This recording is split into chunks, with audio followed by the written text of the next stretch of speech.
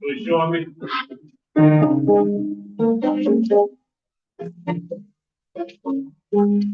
Oh, say, can you see by the dawn's early light, what so proudly we bear, and the twilight's last gleaming, whose flash and bright stars, rivers of heaven on the sun, over she was, so gallantly streaming, and the rocket's red banner, those words we give, gave through the water, and the was still there.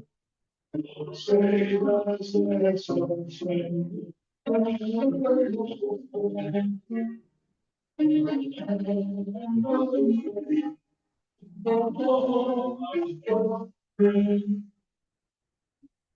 Pledge allegiance to the flag of the United States of America and to the republic for which it stands, one nation, under God, indivisible, with liberty and justice for all. Invocation brought by James Etheridge.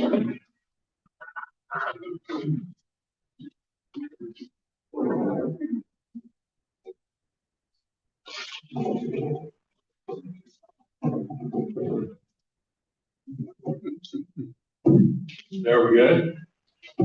Let's pray. Father, we're so thankful for this day, your beautiful weekend you've given us, another wonderful day today. We thank you for your goodness to our club, to our families, everyone affiliated with Dothan Rotary. We just thank you, Father, for your service of itself. We thank you for this country. We thank you for our state and our local officials. We ask you, Father, Lord, if you would be with our infantry and all our service people this day that are serving to make our land safer. God, we just ask you for your blessings as decisions are being made that affect us all, from the oldest to the youngest. Once again, thank you for this club. Bless us as we continue to do what we can do to better our community. We thank you for the food we've already eaten. Ask you to bless it to our bodies and us to your service. In Christ's name we pray. Amen. Amen. Thank you, Kenny. Well, here I am again. We're happy to welcome our guests and visiting Rotarians today. When I call your name, would you please remain standing until all visitors are recognized. Connie King, a guest of Terry Duffy. Andrew Shepard, guest of Mike and Sheila Azar. Greg Holland, guest of Alan Richards. Mark Cruz, guest of Michael Maddox. Please welcome them today with a round of applause.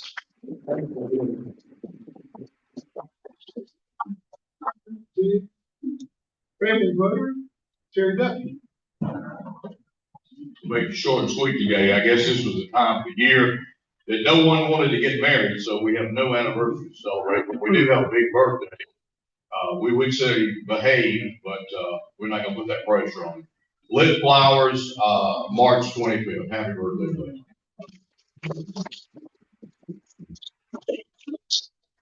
Thank you, Terry. Kenny Baston, Dr. Kathy Brooks.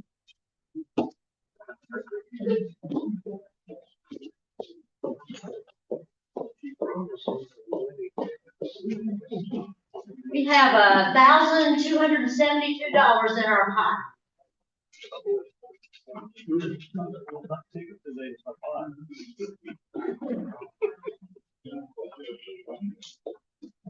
Last three numbers, 983.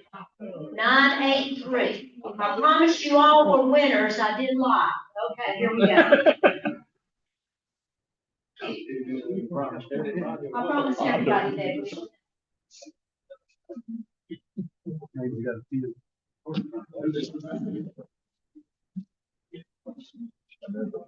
Nope, ain't hard. Thank you. Thank you for playing. We'll try again next week. Just a few announcements. Donald, good to see you back this week. Hope you're recovering well. John, hope you had a great weekend at President-elect training seminar in Chattanooga. That's a great experience. Anyone that has opportunity to go to any Rotary leadership programs, please do so. Thank you for representing us, John. Walter Hill has an announcement for us.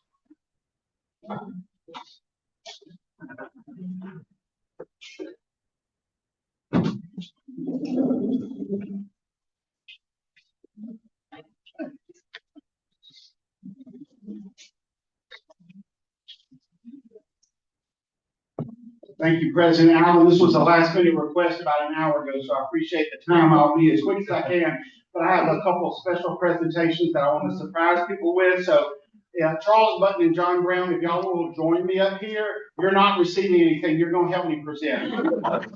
Charles is our immediate past board of trustees this year, and John currently serves on our Houston County board and was just elected trustees as well. And so I think there are only two current United Way board members here. So also, if Julie Gonzalez and Paul Lee and Stephanie Crow, if y'all three will all come forward as well. Many of y'all are United Way supporters and have been active with us over the years. And if you remember, back in January, we reached our goal and exceeded it of $2,960,000. And as a result, the generous Troy Fountain, who's seated in the back of the room, president of the Wiregrass Foundation, transferred $450,000 to our account for reaching the goal. We met the challenge that they extended back on August 1st at our Paysetter kickoff. And those funds, 100% of those, we don't use any to operate on, are used to give special grants to our partner agencies. So at this time, I want to present the Wiregrass Area Food Bank with a check for $1,620 to buy 6 steel platform trucks for the food bank.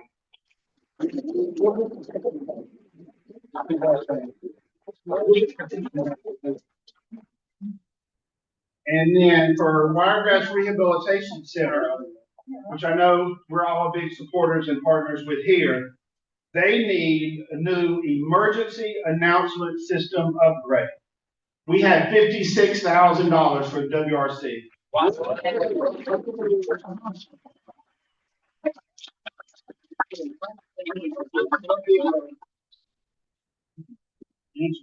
Video right here, Paul.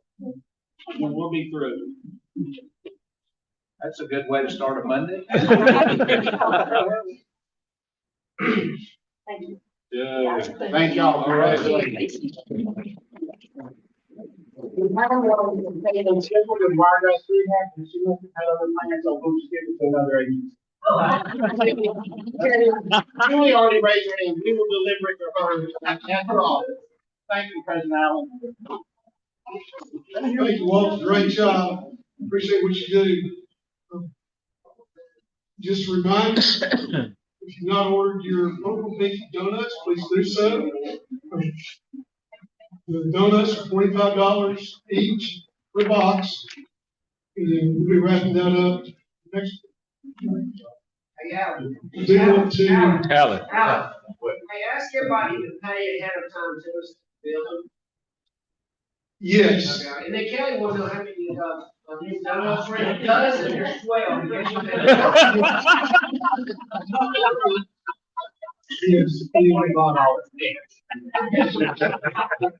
Just a reminder, last year we raised close to $54,000.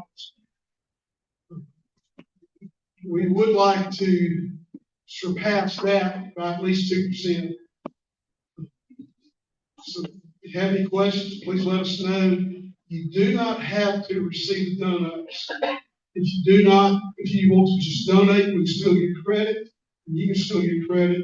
Also, if you would like to purchase donuts and have them delivered to someone else, be it a first responder group, a hospital, charitable organization, we can take care of that for you as well. Just please let us know. Alan, for every $1 we donate, how much is match?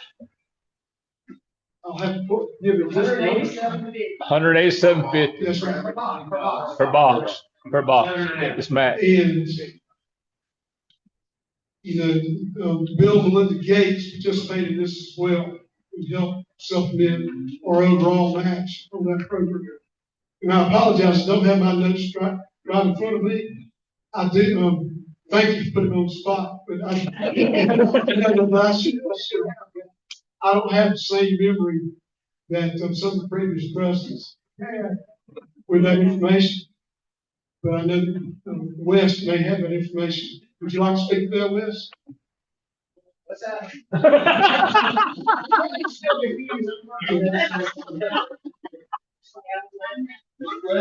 Yes. No, I appreciate it. And it is a fantastic program. Would like to congratulate University of Alabama for making the Sweet 16 this year. I believe Alabama plays on Friday, is that correct?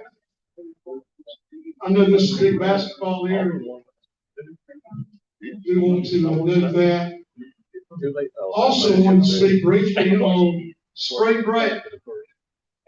Normally this time of year, we take a week off from meeting for spring break.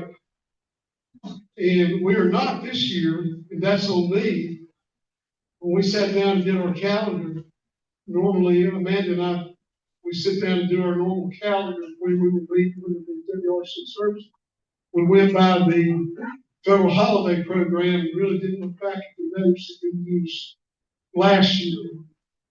So we are meeting this weekend, next week. And some of you are on vacation with your children and grandchildren. Zoom in.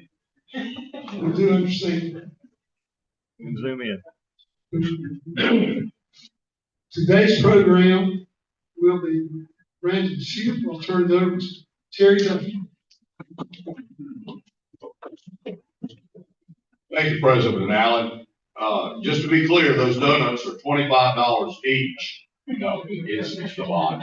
It would be better for your waistline if they were $25 each, not the whole box. But anyway, we do need to get behind that program. We did so well the last few years with this, the World Polio Day, the Purple Pinky. The person that's about to come to us and speak really needs no introduction. It's more as a formality. The correct thing to do if you have the speakers to introduce them, and also some of our new members that may not know Brandon, but more importantly, some of the updates about Brandon's career that a lot of us may not know. So bear with me as I briefly do my best to introduce my friend Brandon Shoupe. Brandon serves, of course, as the chairman of the Houston County Commission after previously serving 8 years as the District 8 Commissioner. As chairman, he administers the day-to-day operations of Houston County and works to grow the economy by making smart investments in infrastructure and quality of life initiatives. This is one thing you may not know. In 2018, he was appointed by Governor Ivey to represent the 2nd Congressional District on the board of the Alabama School of Cyber Technology and Engineering in Huntsville, which is quite a feat in itself.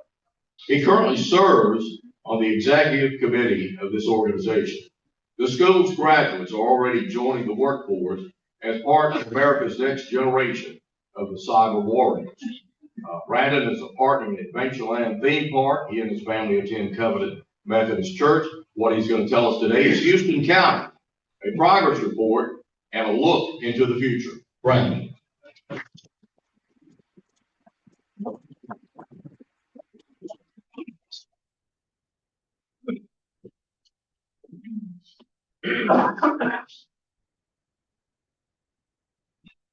Step down that way. Down here, if y'all start throwing stuff at me, it'd be easier to kind of duck behind this. I enjoy what I do. I love my job, and always enjoy coming to Monday Rotary and talk to y'all. And so we'll talk about kind of the state of Houston County, where we are. Did anybody go to the Chamber of Commerce, state of the city, state of the county thing? So some of y'all, it's going to be a little bit redundant for some of y'all. This is a little bit more of an abbreviated version.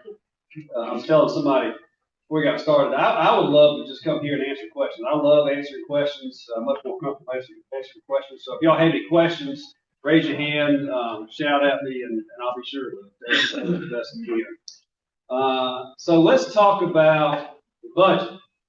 I'm sure everybody in here is just like, wow, I can't believe that I get to listen to the county commission chairman talk about the county budget. Wow, lucky me, lucky me. But it is important because it drives a lot of what we do. So if you look at this slide here, you can see this is the ad valorem tax. Ad valorem it was property tax. So Bill Dempsey, when he was the chief administrative officer, he used to tell me every year you can count property tax going up about 1% a year.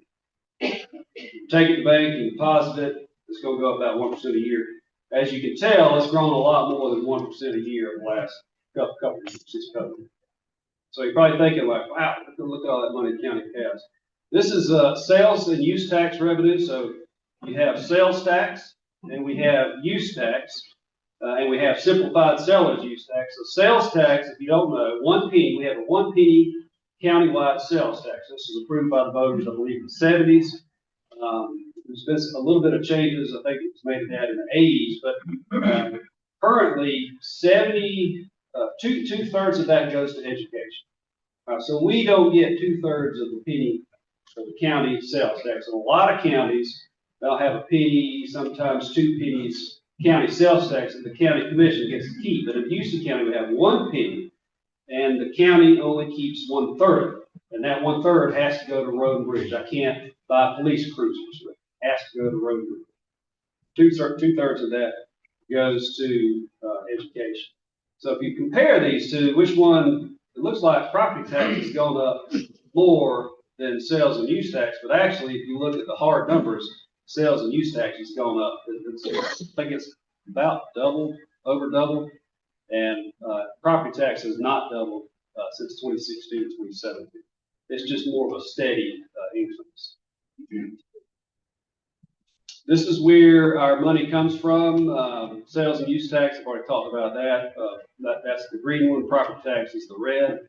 And all that other stuff is just state income, miscellaneous, community corrections. We actually make a little bit of money off community corrections. Pay into that. This is since COVID-19. I thought this was interesting. So property taxes since COVID-19 has gone up 41%. Sales and use tax 51%. So that's a big, big increase since COVID-19. But this is our actual expenses. So revenue last year was $64 million. Expenses $72.9 million. Now, obviously, that is unsustainable. That budget is not balanced. So during COVID-19, we got a lot of money from the feds. We collected a lot of revenue because of shortages. We were supply chain shortages. We were not able to spend that money. So that money will be spent this year. So the days of spending more than we have coming in, that will end this year. And going forward, you're not going to see that anymore. This is where the money is spent. So if you look at the $72.9 million, sheriff and jail make up almost 1/3 of that. Almost 1/3 of that goes to law enforcement. That's a big, big chunk of money. Road and bridge, only about 28 cents out of every dollar goes to road and bridge. And you can kind of look at the other items from there. So I want to segue into talking about something that you probably heard me talk about quite a bit, and that is what I think is going to be the biggest challenge that we're going to face while I'm the commission chairman. But before I do that, I want to segue into that by asking a couple of questions. So what is it the county commission is responsible for? I think we're knowledgeable about municipal leadership. I know Paul does a great job of updating us and educating us on what state government does. Obviously, we're all familiar with the federal government, but counties is a little bit different. So which one of these is a mandatory responsibility of the county commission? So is it A, do we have to provide security for nuclear weapons transiting the county? How many think it's that? Good. How many people think it's being able to bury 10,000 people if the need arises? Actually, a kernel of truth into that, but no, it's not a mandatory responsibility. Provide a county courthouse. How many think you have to provide a county courthouse? See if you head nods. Yeah. Keep county roads free of potholes. How many people think that keep county roads free of potholes? So the great answer, as some of y'all figured out, we do have to provide a county courthouse. We actually don't have to fix your road. We can turn it back into a dirt road. Now, obviously, we don't want to do that, but I'll get more into that in just a second. So so which one of these is a mandatory responsibility? We have to provide office space for the County Board of Education. Do we have to provide office space for the county extension? Do we have to fund senior citizen centers, or do we have to fund volunteer fire departments? So we currently do all four of these. Which one of these, there's only one, it's a mandatory requirement the county has to do. Any guesses? Who? Is it something? B? Not B. Not senior citizens. We have to, by law, provide office space for the County Board of Education. Don't have a choice in that. So last one, which one of these is a mandatory responsibility? Do we have to incarcerate City of Dothan robbery suspects? Do we have to incarcerate persons sentenced less than 1 year for crimes? Both A and B, or neither A. Sheriff knows the answer to this question. We're not going to let him answer. You said something? Neither? Both. So if you commit a robbery, or you are suspected of committing a robbery and leave uncorrected, that is a felony. So felonies, if you're a suspected or convicted felon, you go to the county jail. You don't go to the Dothan Municipal. If you're sentenced to less than 1 year for a crime that you've been sentenced for, then you're going to serve out that sentence in the county jail. Over a year, typically, not always, typically you go to the state penitentiary. So I want to talk about that because there's one thing that we talk about, and we're in a political season now, so everybody's going to be talking about all the popular things that we want to do as prospective elected officials. We do want to pave all the roads. I told somebody a couple months ago, I wish I could pave every road in Houston County. I would love to be able to do that. I'd love to fix all the potholes, but we only have so much money. I love to fund senior citizen centers. I love to fund the volunteer fire departments as best we can. But those things, even funding education, we do provide some additional funding to education. We actually voted on providing $270,000 a day additional funding for both the city and the county school systems. Those things are popular. I think those things are wise investments of your taxpayer dollars. But at the end of the day, those things are optional. We don't have to do any of those things, but we do have to provide an adequate jail for the sheriff. We have to do that. That is not an option. We have to do that. And so we'll talk about some of this situation that the county is facing. So if you look at the average daily population, that's the problem that we're facing. Average daily population is fine. This chart is a little bit old. That last number, it actually would be a little bit higher than that now. I think the last number I got, Sheriff, was about 525 inmates. So about 525. The highest the highest little rung on this chart is 450. We're at 525 today. But look at where we've gone just over the past few years. We had a kind of a drop in 2015, back up in 2016. But since COVID, our county engineer has a theory that COVID made everybody a little bit crazy. And I think he might have a point because people just keep getting into trouble. So you might think, well, why do we have more people in the jail? Are we arresting more people? Well, if you look at the statistics, not really. We're not really arresting any more people than we have in the past. We are well within the historic norms for arrests. So why is there more people hanging out in the county jail? So this is the problem. This is the problem. Inmates, once they come into the judicial system, once somebody's arrested, we're not processing them through the court system fast enough. There's a lot of reasons why we are not doing that. But the average length of custody, that is the problem. People are coming into jail and they're just hanging out. They're hanging out, and what used to they could be in and out about 25, 26 days. Now they're in there for over 50 days. So this is the problem. There's only a couple of ways you get out. Well, one, you could bond out. The charges could be dropped. You could be released. You could plead guilty and get sentenced to time served. You could plead guilty and get sentenced to the state penitentiary. You could go through your trial and be sentenced to the state penitentiary. state penitentiary or sentenced to time served or whatever. That's how you get out, but you have to go through that process. And if you can't go through that process, you start hanging out in the county jail when the numbers go up. Also, the state has changed the laws over the past few years. Well, now we have dips and dumps. Anybody heard of dips and dumps with probation? So used to, if you violated probation, you got sent to the county penitentiary. To the state penitentiary. Now you get dipped in the county jail for 3 days. You can do that 3 times. And the 4th time, you get dumped in the county jail for about 45 days. We got a lot of dips and dumps in the county jail. Also, there's been some changes. Things that used to be misdemeanors are now felonies. And so those people have to go through our court system. And it's starting to back things up. But I did not want to leave you on a bad note. So I want to transition to some good things that have going on. And going back to jail real quick, there's a lot of different reasons. District attorney, I've talked to him about it. He needs more money so he could have more prosecutors. But even if you solve the problem with the prosecutors, you only have so many contract defense attorneys. And there's not really a lot of people who want to do that anymore. So that's an issue. The courthouse is only so big, so you can only have so many jury terms at the same time. So it's an issue. It's going to be expensive. We are going to have to expand the jail. Matter of fact, we're meeting tomorrow with the jail commander to kind of talk about the process of selecting an architect to begin that jail expansion. And that estimated cost is going to be $45 million.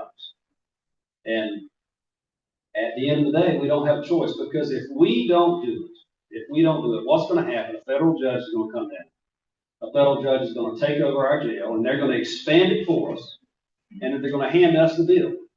And if that happens, because there's all this bureaucracy that goes on top of it, that $45 million is going to go to $65 to $70 million. And we just can't. I don't believe we can afford it. So we can't wait around. We've got to expand the jail. Let's talk about some good stuff. So, first of all, I want to thank the citizens of Houston County for voting for the lodging tax a couple of years ago. We've been able to fund a lot of different projects all over the county. This is important because in this day and age, increasingly we can live somewhere and we can work for a company somewhere else. My wife is one of those people. She remotely worked for a company out of Chicago. So it's important for us to have reasons for people to want to live in Houston County. And it also goes into our healthcare system. I know some of you probably have had problems getting in to see a dentist or getting in to see a subspecialist as it relates to your health care. Well, when you're recruiting physicians, you're also recruiting that physician's spouse. So you got to have nice things for people. You got to have a nice community. And so this is a very important aspect is recreation. So these are some of the projects. I wanted to highlight a few of them. This is Cottonwood. This is now the money that we provided Cottonwood is not going to build this, but this is their plan. There's been some delays in that project, and we finally started working on that. This is Kinsey. So we got to put some new paint and lights around the basketball court, 2 new pickleball courts. So Kinsey, Alabama, if you look real close at that picture, there's a few sets of people playing pickleball, and there's more people waiting to start. So that's amazing. I love to see that. We did invest $1 million in the city of Dothan's downtown Porter Park. We've also invested $200,000 into the pickleball complex. I think both of those things. If you've been to Porter Park, I think you'll be very proud of that. If you're not, go check it out.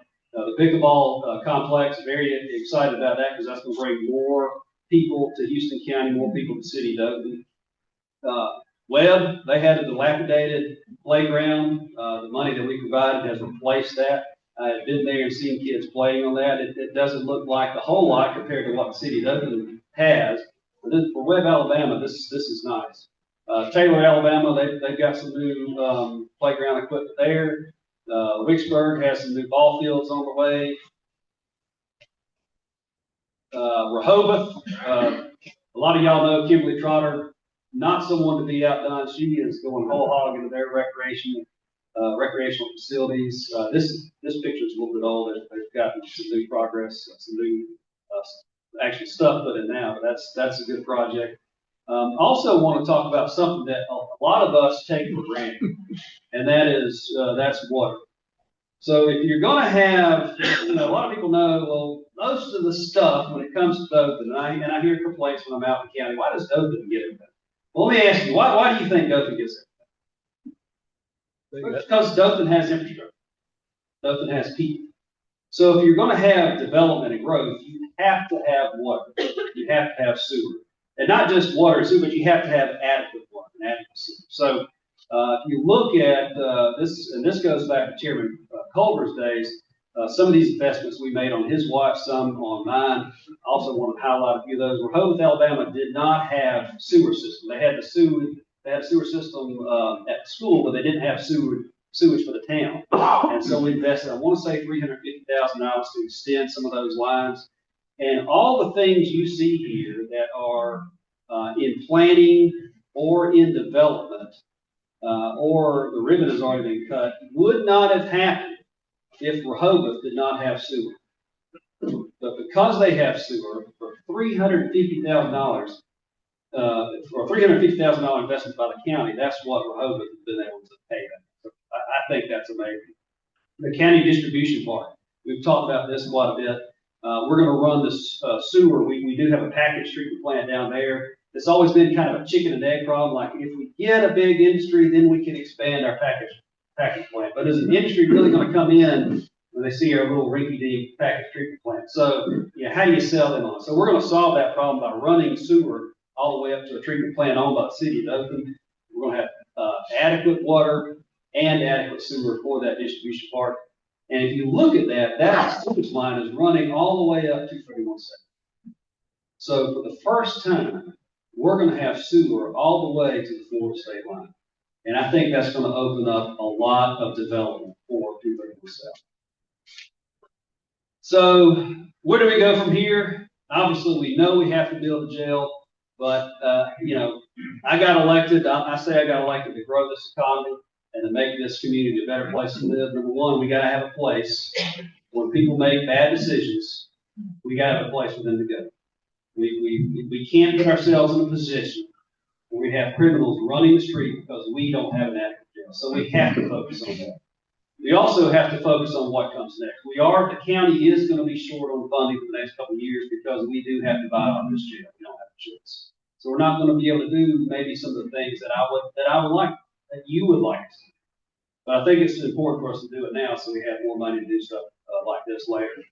And one of the things that I want to do is do a study. I know people say, oh my gosh, county and the government, they're going to do another study. Well, we do. If you look and see what we've been able to do in Rehoboth, where else can we make investments in the county? And let's not make this a political thing. I'm friends with this mayor, so I want to put all the money, in that mayor's town. I don't want to make decisions. I want to have a document that shows me where you are going to get the biggest bang for your buck. And I think by doing a study, and Matt Parker is quarterbacking this, we're going to partnership, hopefully the city does pay for it, but we're going to figure out where we need to put money going forward into water and sewer. So that's it. See, a few of y'all are still awake. So what questions or complaints do y'all have? Yes, sir. I learned something. Did I understand you say that those that are arrested in the city of Dothan with a felony automatically by city police go to the county jail? They do. Yes. Is that a state statute or? Yes. The way it's always been explained to me is when you commit robbery or murder, for instance, that is a crime against the state. So city has ordinances. If you violate one of those ordinances, that's a crime against the city. But murder, robbery, felon type charges, that is a crime against the state. And the county government is the state's sort of representation or whatever for, at the local level. So we have to pay for all of that stuff. I understand. Have there been any conversations about changing that to the open spot available? Even though that the county will do their part in the process other than the housing.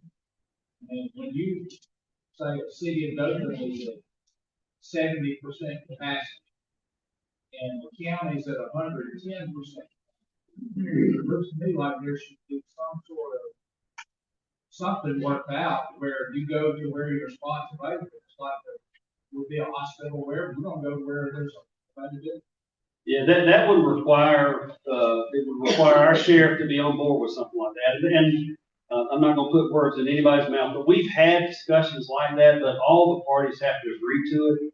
It's not something that we can force the city to accept, if that makes sense. So we've all got to be at the same table, because at the end of the day, 100% of that burden falls back on the county. I know there's been some, discussions like, hey, could you help us out, with funding and, and I get it. The city doesn't have to do it. I wouldn't volunteer to do things that I didn't have to do either. So, Sheriff? Once somebody's charged with a felony, they, or if our guys, deputies charge them with a misdemeanor, they don't make bond.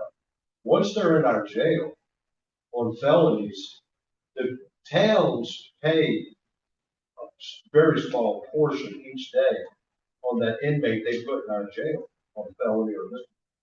But when the grand jury meets and they indict, that relieves them of paying anything. They automatically become ours because it's a felony and they went past the indictment. Gotcha. And so that's why, we hit 560 a couple of weeks. Yeah, Our it's nuts. capacity is 397. Yeah. It's nuts. I'm And just thinking of state here, like say you $1 billion without having to build or in size or whatever. It seems to me a little ridiculous to get out of jail in a city that's certainly not in capacity and y'all or even the one of them got 100 capacity. His deputies and sheriff, and then we're not utilizing what we have in our county. yeah, we've had those discussions. It's not going to get us out of having to expand the jail. City has they fill up roughly 70 of their 100 spots that they have in the jail, thereabouts on a daily basis. We're well over 100 above capacity. So we know we have to build something. We've had discussions, I've had the sheriff hasn't been part of this, so I'm not speaking for you. I've kind of discussed the possibility of sending inmates to other counties if we got in a crunch. I think some counties are open to that. Henry County and Geneva County, nothing formal, nothing, having to involve the sheriff in that. Just like, hey, if it comes down to it, we can go on to help us out. They said that they would. But at the end of the day, we do. And at the rate that we're increasing, I'd love to be able to get by with building just one pod for about, 25 million. But I just think that we're going to have to go ahead and build two. It's going to be tough. We can do it, but it's going to be tough. But if we keep increasing, like we can't build our way out of that problem. One thing, when Tom was the DA, I started in 79 and 80. I think we had maybe 60 inmates, and the capacity was like 120. We're just doing it in jail. Yeah, we're doing it in jail, and under the Yeah. creek. Yeah. And it was gonna be 7 stories. They said, we don't need 7. So they built 4. We opened it in 81, we filled it, they said, ooh, let's put the other 3. You can't. Yeah. And then Glover come in, went under that. You want an expansion, you want an economic development. But you gotta remember crime's coming too. We work city and county. We're one of the only sheriff departments that does it. We get a lot of calls in the city of Dothan. They just want to call us. But in 2023, now last year it was over 800 easy. In 2023, between us and Dothan, we had 859 calls, shots fired. And I'm not talking about boom, boom, boom, boom. That's 4 shots. No, that's 1 call. 859 calls, shots fired. Then they came out with a new law, Class D felonies, that can serve 1 to 3 years in the county jail, not the prison.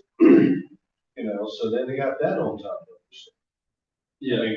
You might be able to see something here. The state is trying to get rid of their prison. Oh, yeah, absolutely. There's no way to change this jurisdiction. City of Dothan is in Houston County. And they do not have jurisdiction of anything but misdemeanors committed in the city of Dothan. Yeah. That means anything that's a felony more than a year. They come to these felonies at different levels because they want those persons in the county jail because they don't want them in the state jail. Yeah. So all this bunch of discussion, using other counties, doing these kind of things, but you're not going to change that jurisdictional problem. See what I'm saying? It's a felony. The city does not have any jurisdiction. why should they have prisoners in jail that are not coming for the judge? Yeah. Where if you got a county misdemeanor, that county misdemeanor is gonna go for the county judge, not the sheriff's misdemeanor.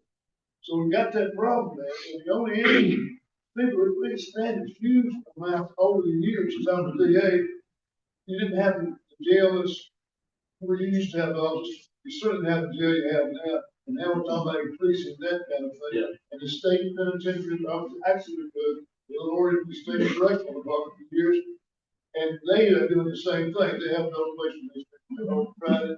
Folks come in this, understand you gotta have that. What you're saying, it makes more sense. You got no choice but to do it. You're exactly right. We have no choice. I never wanted to be known as the chairman that expanded the jail. God, no offense to the sheriff, but I had all these other things that I wanted to accomplish. But then you get handed something, you got to deal with it. You got to deal with it, and we're going to have to deal with it. The judicial system, the whole system, I think we all agree needs some rework. Inmates, and I'm not telling anybody in here anything that you don't know. Inmate in that county jail has a lot more rights than you. That's just the way it is. If you can't afford to pay for your AIDS medication, using this as an example because sheriff, we have to pay for this. You just go without it. At the end of the day, if you can't find somebody to give it to you for free, you'll have inmates and they're not all this way. I'm not trying to paint everybody in a negative light, but we have some frequent flyers. and they're out there. When they're out, they're boozing, they're shooting up and partaking in activities that they shouldn't, and then they make a mistake and they get caught. They're not taking their AIDS medication. AIDS used to be, that was a death sentence, but now you can take medicine, you can live forever, but you got to take medicine. When they get arrested and they come to jail, we have to give them their AIDS medication. We can't say, well, no, you haven't been doing right, so we're not going to give it. We have to. And that stuff's expensive. It's expensive. And you, the taxpayer, pay for it. I could come up with one of the ideas I had is like, I think we need to bring back, probably going to lose some votes. I think we need to bring back public executions. I think they ought to be executed in the county. Why do we execute people behind closed doors? We can build gallows. We'll find a place to do that. And we'll make a big deal about it. And when people see, there's my buddy hanging from a rope because he got drunk and shot up a couple of folks, and I might want to make a better decision. We've got to figure something out because we can do this. We're going to have to do it. But as I said before, if the numbers keep increasing, the county cannot keep chasing those numbers. We do not have the funding to chase that. So we got to come up with something different. And I can tell you, you don't want to pay the taxes required to imprison all the people that need to be in jail. It is insanely expensive. The last count I had, and this is a month or so ago, we had 28 with capital murder, which 28 are facing death. It's crazy. And I talked to Sheriff when I first got on. One of the things I campaigned on when I ran the first time, I wanted to. Okay. I didn't know if I was getting on. One of the things I campaigned on is I wanted to get people cleaned up the roads. The sheriff was informed me real quickly, like, look, the people we got in jail, you want them in the jail. These aren't the people that got busted for an ounce of pot. Those people get released pretty quick. People in the jail now, you want them in jail. But like I said, we hadn't had anybody got killed in the pothole yet.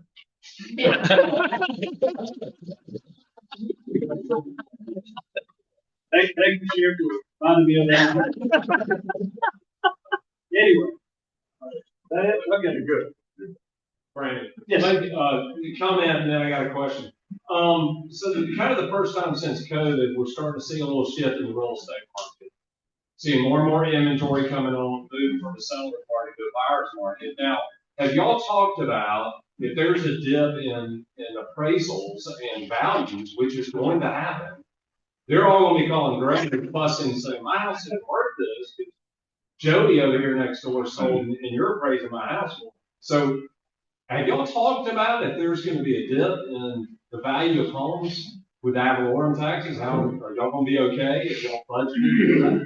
No, we've not talked about it.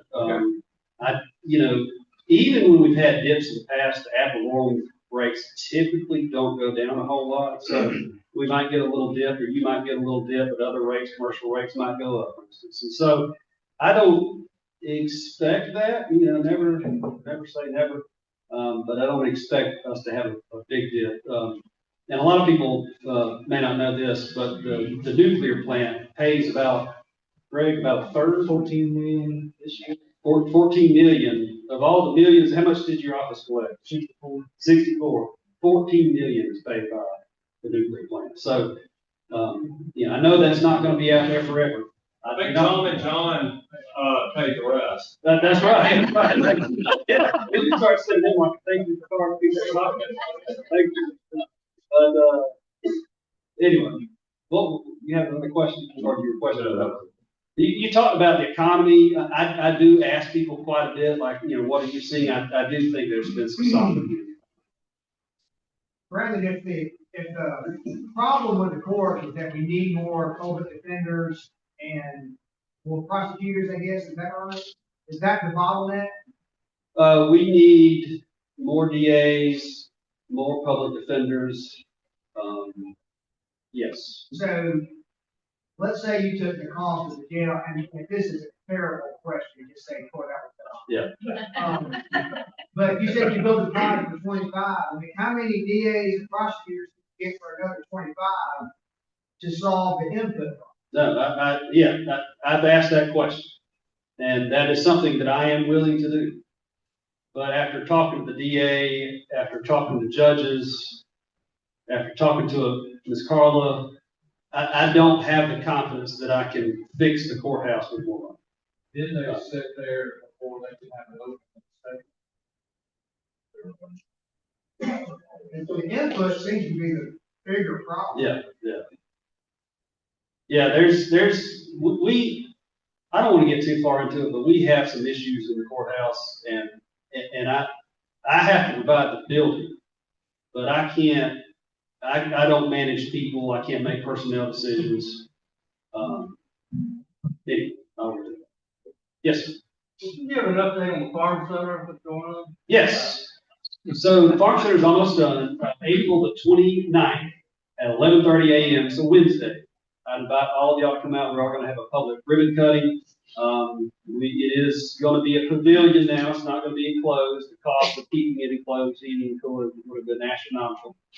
It's going to be a wonderful facility. If you have not, I know some of you probably have been out there and looked at it, but it is something that I am very proud of, and I think it's something that most people in Houston County are going to be very proud of. You will be able to rent it if you want to have a family reunion, wedding, concert. Someone mentioned midget wrestling. I guess I'm going to see that. It's going to be the permanent home of the Poplarhead Farmers Market. It's one of the things we work out in the city of, and we kind of canceled it to sell to them. So it's going to be a wonderful facility, and I hope to see you there. Right now, they're doing the paving, the parking lot, and doing the landscape. It should be done by. And I understand the part of the water authority is going to be the sanitation is moving out there also. Correct. So that's going to happen April 1st. Is that right? Or? I believe so. Yeah. April 1st. Yes, that'll be the sanitation building. We're also the DHR building we're going to figure out something with that. We're going to build in a new building on Pratt Road. That building is old. I'm not going to say it's dilapidated, but it's just not conducive for what they need today. So they're going to have a nice new facility. So finally having some new life at the farm. Anything else? Good question. Yes. County Park, no discussion on that over at Gordon. Yes. Also, has there ever been a study done on combining county government and city government for Houston County? Yeah, I'll answer the first one first. So you asked about the park. We're talking about the Chattahoochee State Park. So I understand there's state money available. There is. Okay. There is. The startup costs are not the issue. It's the ongoing operational expenses. If you've been down there, I will tell you, it's not what you remember ever since the hurricane come through. I think it's 2018 and 19, really kind of demolished that area. Currently, we don't have the votes on the commission to reopen the park. And I have always wanted to reopen that park since I've become chairman, but I will tell you, if the vote was held today, I would vote no, not because I don't want to, but because we're facing a bigger issue, and that is the jail. We've got some ideas on how we're gonna pay for that, but I wanna have a lockdown plan on how we're gonna pay for that before we start adding more commitments, if that makes sense. In terms of, combining the county, government and the city government, anytime the city doesn't want to come back under Houston County, no, I don't think, seriously answer your question, I think that there's a discussion about that, but no. All right, y'all let me off easy stuff.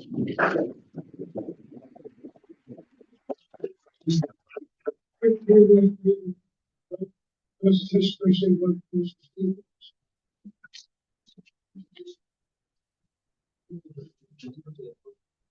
Thank you very much.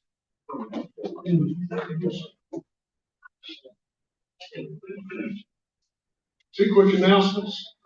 Next Monday on the 30th, we'll vote for our upcoming officers for the 26-27 calendar year.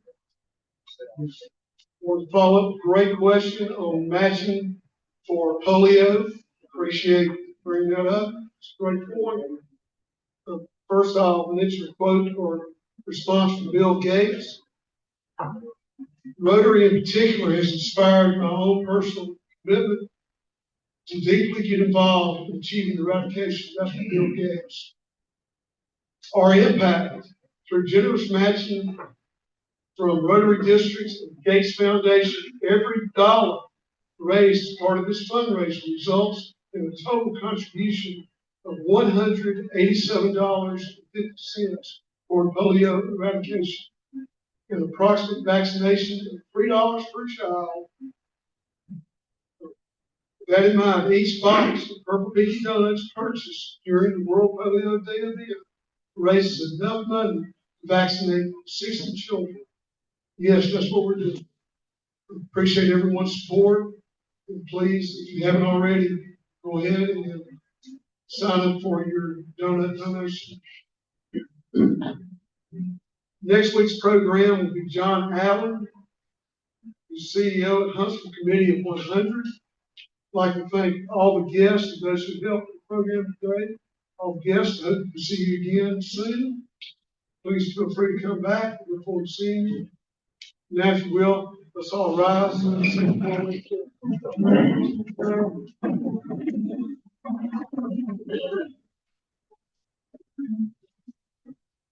Of the thing we think, say, and do Is the truth, is fair and all concerned, will it build goodwill and beneficial, will it be beneficial to all concerned. Looking forward to seeing everyone next month.